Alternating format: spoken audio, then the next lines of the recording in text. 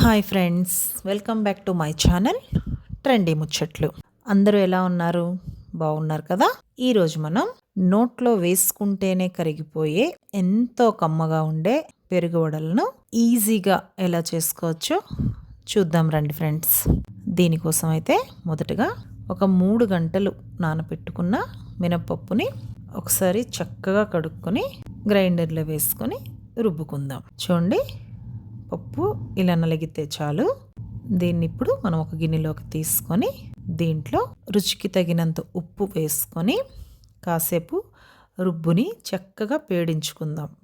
ఇప్పుడు స్టవ్ పైన ఒక ప్యాన్ పెట్టుకొని దాంట్లో వడలు వేయించుకోవడానికి కావలసినంత నూనె కూడా వేసుకొని నూనె వేడెక్కిన తర్వాత మనకి కావాల్సిన సైజులో వడలు వేసుకొని అవి బాగా వేయించుకుందాం.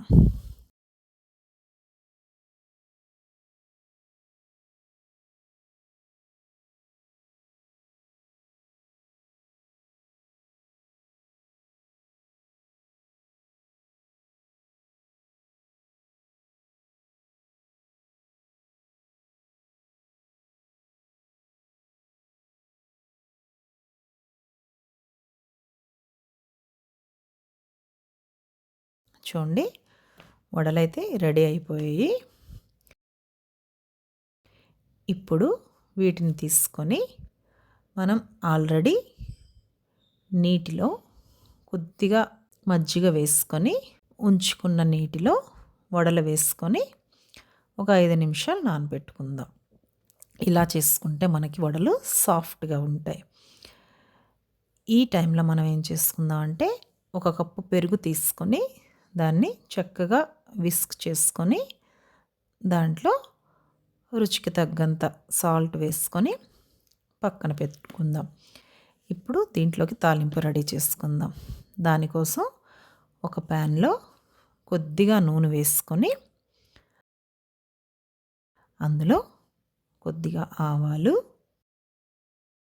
జీలకర్ర వేసుకొని అవి కొద్దిగా వేగిన తర్వాత కొద్దిగా పచ్చిమిర్చి ఇంకా అల్లం 2 కలిపి చెదగొట్టుకొని అది కూడా వేసుకొని అది కూడా కొంచెం వేగిన తర్వాత ఒక 2 ఎండుమిర్చి కూడా వేసుకొని మొత్తం అంతా వేయించుకొని ఇప్పుడు దీంట్లోకి తురిమి పెట్టుకున్న ఒక క్యారెట్ని వేసుకొని దాన్ని కూడా ఒక 2 నిమిషాలు చక్కగా వేయించుకుందాం. స్టవ్ ఆఫ్ చేసేసుకుందాం. చూడండి, ఇలా రెడీ అయింది కదా. ఇప్పుడు ఈ మిశ్రమాన్ని మనం పెరుగులో వేసుకొని బాగా కలుపుకుందాం. ఇలా కలుపుకున్న తర్వాత మనం ఆల్రెడీ మజ్జిగలో నానబెట్టుకున్న వడల్ని చక్కగా 2 చేతులతో అదుముకొని నీటినంతా తీసేసి ఇప్పుడు ఆ వడల్ని దీంట్లో వేసుకొని ఒక అరగంట సేపు అలా పక్కన పెడితే ఎంతో రుచిగా ఉండే కమ్మనైన పెరుగు వడలు తినడానికి రెడీ అయిపోయినట్టే. చూడండి ఫ్రెండ్స్, ఎంత చక్కగా నానాయో. దీన్ని క్యారెట్ తురుము ఇంకా కొత్తిమీరతో గార్నిష్ చేసుకుని తింటే రుచి ఇంకా చాలా బాగుంటుంది ఫ్రెండ్స్.